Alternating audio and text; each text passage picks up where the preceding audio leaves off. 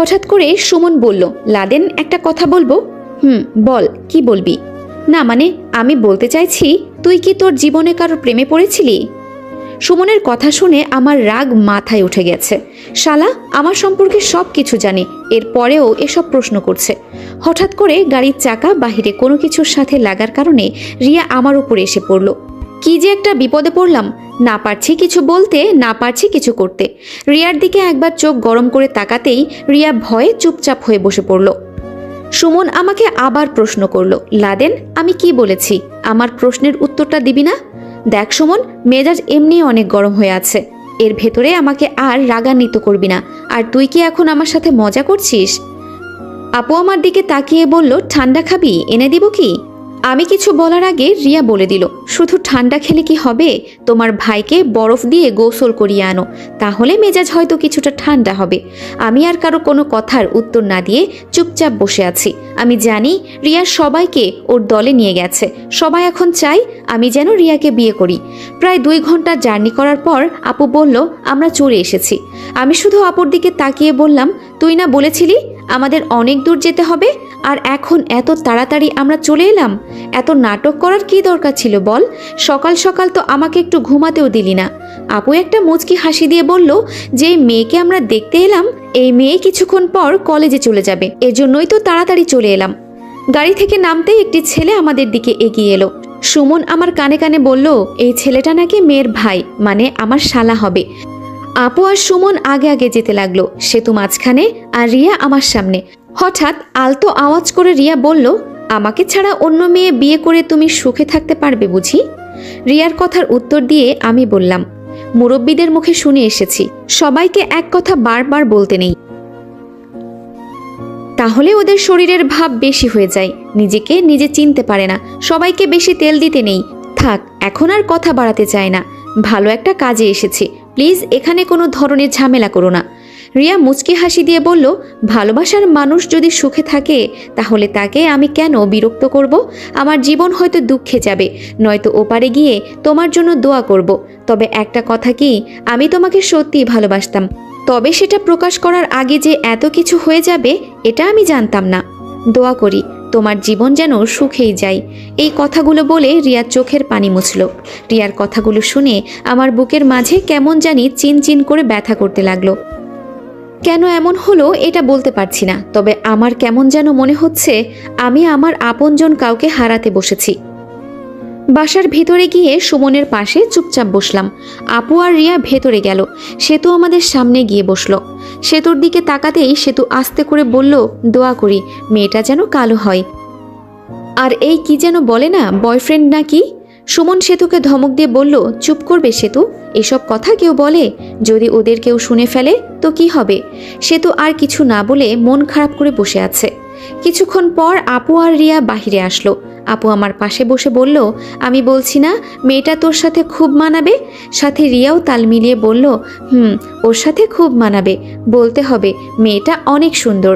রিয়ার কথা শুনে আমি ওর দিকে একবার তাকালাম। মনটা চাইছে রিয়াকে আপন করে নিতে, কিন্তু কোনো এক বাধার কারণে পারছি না। আমি জানি রিয়া ওর ভেতরে কতটা কষ্ট চেপে রেখে এসব কথা বলছে, যে কিনা আমাকে এত ভালোবাসে, আর আজকে আমার জন্যই ও মেয়ে দেখতে এসেছে। আমি বুঝতে পারছি না ও কিভাবে এখানে আছে। কিছুক্ষণ পর মেয়ের মা বাবার সাথে আমার পরিচয় হলো। সব মিলিয়ে মোটামুটি সব কিছুই ঠিকঠাক আছে। অনেকক্ষণ পর মেয়েকে আমাদের সামনে নিয়ে আসলো। সুমন আমার কানে কানে বলল, মুখ তুলে একবার সামনে তাকিয়ে দেখ, ভালোই সুন্দর আছে, তুই কি বলিস? সুমনের কথা মতো সামনে তাকিয়ে দেখি সত্যি সুমনের কথাই ঠিক, মেয়েটা মোটামুটি ভালোই সুন্দর আছে, তবে পিচ্চি। মেয়ের বাবা আপুকে বলল, তা মা কিছু হা না উত্তর দাও। আপু আমার দিকে তাকিয়ে ইশারা করে বলল, কি পছন্দ হয়েছে? আমি আপুর দিকে না তাকিয়ে রিয়ার দিকে তাকালাম। রিয়ার চোখে প্রায় পানি আসবে আসবে অবস্থা হয়ে গেছে। এই মুহূর্তে আমি কি বলবো ভেবে পাচ্ছি না, তবে হাসি মুখে আপুর দিকে তাকালাম। আপুও হাসি মুখে বলে দিল, মেয়ে আমাদের পছন্দ হয়েছে, এখন কথাবার্তা বলে সবকিছু ঠিকঠাক করে ফেলি। মেয়ের বাবা বলল, সকালে আসতে বলেছি দেখে আপনারা আবার কিছু মনে করেন নাই তো? আমার মেয়ের আবার পরীক্ষা চলছে তো, এজন্যই বললাম। সুমন মেয়ের বাবাকে প্রশ্ন করেই দিল, মেয়ের যদি পরীক্ষা চলে তাহলে ছেলে দেখেছেন কেন? আগে ভালো করে পড়াশোনা করবে, তারপর না হয়। মেয়ের বাবা হাসি দিয়ে বলল, আমিও এটাই চাইতাম, আমার মেয়ে আগে পড়াশোনা করবে, তারপর বিয়ের চিন্তা করবে, কিন্তু আমার মা মৃত্যুর পথযাত্রী, ওনার একটা আবদার, যাওয়ার আগে আর কি নাতিন। সুমন মেয়ের বাবাকে থামিয়ে বলল, বুঝেছি আঙ্কেল, আর বলতে হবে না, এখন কিভাবে কি, আর আপনাদের মত কি? মেয়ের বাবা বলল, আমার মায়ের কখন যে কি হয়ে যায় এর কোনো ঠিক ঠিকানা নেই, এজন্য আমি চাইছি আগামী শুক্রবারে বিয়ের কাজটা শেষ করে ফেলতে, আমার মা মরার আগে তার ইচ্ছেটা পূরণ করে ফেলি। আমার মেয়ে আজকে পরীক্ষা দিলেই শেষ, এখন আপনাদের মত। আমি তো চোখ বড় করে আপুর দিকে তাকালাম।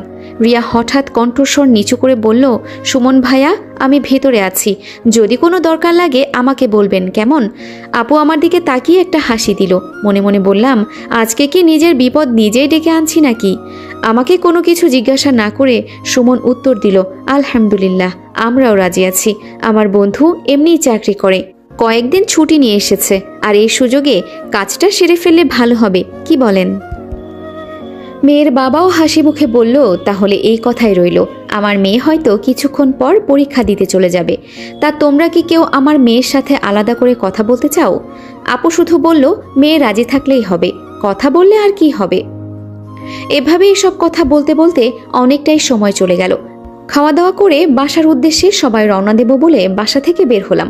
তবে আমি শুধু বারবার রিয়ার দিকে তাকিয়ে দেখছি, রিয়া একটাও কথা বলে নাই, কেমন যেন চুপচাপ হয়ে গেছে। গাড়ির ভেতরে সেতুর পাশে গিয়ে রিয়া বসলো, আর আমি আপুর পাশে। সুমন সামনে বসে বলল, তা লাদেন, মেয়ে কি তোর পছন্দ হয়েছে, নাকি পরে আবার আমাদের বকা দিবি? আমি হাসি মুখে বললাম, পছন্দ না হবার কি কারণ আছে, তবে মেয়েটা কেমন যেন পিচ্ছি পিচ্ছি। আপু খুশি হয়ে উত্তর দিল, তাহলে আমরা কি বলে দিব মেয়ে আমাদের পছন্দ হয় নাই, মেয়ে এখনো পিচ্ছি আছে? আমি আপুর দিকে ভালো করে একবার তাকিয়ে বললাম, আমি কি কখনো এই কথা বলেছি? সে তো হঠাৎ করে বলে উঠল, আমাদের আগামীকাল যেতে হবে, এখানে থাকলে আপুর কোনো কিছু হয়ে যেতে পারে, তাই আমি আপুকে নিয়ে চলে যাব। রিয়া সেতুকে ধমক দিয়ে বলল, আমি তোকে বলেছি কিছু বলতে, চুপচাপ বসে থাকতে পারিস না? এই পর্যন্ত বলে রিয়াও চুপ হয়ে গেল। আমি এখন সত্যি বুঝতে পারছি না আমি কি করব। অনেকক্ষণ জার্নি করার পর বাসার সামনে গিয়ে নামলাম। বাসার ভেতরে না গিয়ে বললাম, সুমন, আমাকে এখন এক জায়গায় যেতে হবে, কিছু মনে করিস না। সুমন আমার দিকে তাকিয়ে বলল, হঠাৎ করে তুই আবার কোথায় যাবি? আর আমার জানা মতে তোর তো এমন কোনো দরকার নেই যে তোর কোথাও যেতে হবে। আপু আমার কাছে এসে বলল, ভাইয়া, মাত্র না তোমার বিয়ের সব কিছু ঠিকঠাক করে এলাম, এখন আবার কোথায় যেতে চাইছো? আপু, এমার্জেন্সি একটা দরকার পড়ে গেছে, হঠাৎ, কিছু মনে করো না, আমি যাব আর আসব। পাশ থেকে সুমন বলল, তুই যাবি, কোনো সমস্যা নেই, তবে তোর সাথে রিয়াও যাবে। বলা তো যায় না, তুই যদি আমাদের। দেখ সুমন, তুই আমার বন্ধু, আবার আমার বোনের জামাই হিসেবে আমি তোকে মানি। আমি কি তোর সাথে মিথ্যে কথা বলবো বল? আচ্ছা ঠিক আছে, যা, সমস্যা নেই, তবে আজকেই চলে আসবি। রিয়া আমার কাছে এসে আমার হাতে মোবাইলের মতো কি একটা দিয়ে বলল, যদি কোনো বিপদে পড়ো তাহলে আমাকে জানিয়ে দিও, আমি চলে আসব। রিয়ার জিনিস রিয়ার হাতে দিয়ে বললাম, যেই মেয়েকে আমার সাহায্য করতে হয় সব সময়, সে আবার আমাকে কি সাহায্য করবে? আমার কথা শুনে লজ্জায় রিয়া কোনো কিছু না বলে চুপচাপ আপুর পিছনে গিয়ে দাঁড়িয়ে পড়ল। আমি আর কোনো কিছু না বলে সামনে যেতে লাগলাম। তবে শেষে রিয়াকে আমার এসব কথা বলা ঠিক হয় নাই। নিরিবিলি একটা জায়গায় গিয়ে ডানা মেলে শূন্যে উড়াল দিলাম।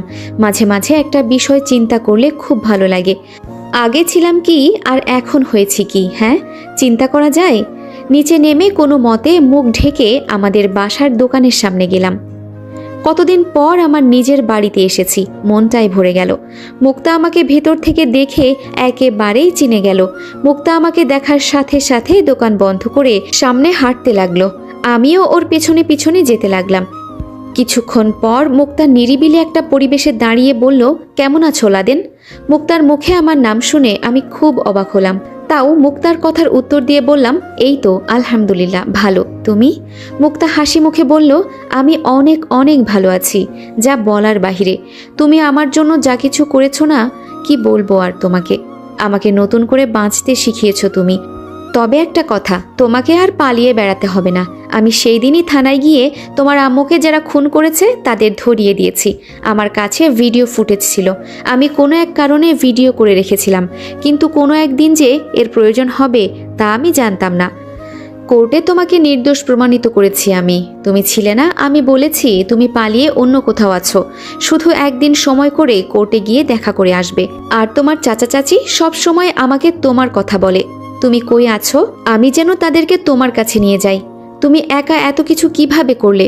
মুক্তা মাথা নিচু করে বলল, জীবনটাই তো অহংকার করে কাটিয়ে দিলাম। আবার যখন যাকে পারতাম তাকে ব্যবহার করতাম। আর আমি এসব করতে পেরেছি একজনের জন্য, যে আমাকে এখানে আসার পর থেকে সব সময় সাহায্য করেছে। সেই ছেলেটি হলো রাসেল। আমি হাসতে হাসতে বললাম, তাহলে শেষমেশ ভালোই হয়ে গেলে। তার টাকা পয়সা? মুক্তা আমাকে থামিয়ে দিয়ে বলল, দোকান দেখিয়ে ব্যাংক থেকে লোন নিয়েছি। সব কিছু বুঝলাম। আচ্ছা, সমস্যা নেই, আমি কয়েকদিন পর আসছি, চিন্তা করো না। আর মায়া আর আমার সৎ বাবা কি করতো? মুক্তা এই সম্পর্কে কোনো কিছু না বলে বলল, ওদের কথা বাদ দাও, অন্য একদিন বলবো। আজকে আমার মুড ভালো আছে। এসব বলে এখন আর মনটাকে খারাপ করো না। তা তোমার কি খবর? আমার আবার খবর, আজকে মেয়ে দেখে আসলাম। আগামী সপ্তাহে বিয়ে। বিয়েটা বুঝি রিয়ার সাথে না? আরে না, বিয়েটা অন্য একটা মেয়ের সাথে। তুমি তো জানো রিয়া আমার সাথে কি কি করেছে। এরপরেও ওকে আমি কিভাবে বিয়ে করি। মুক্তা আমার কথা শুনে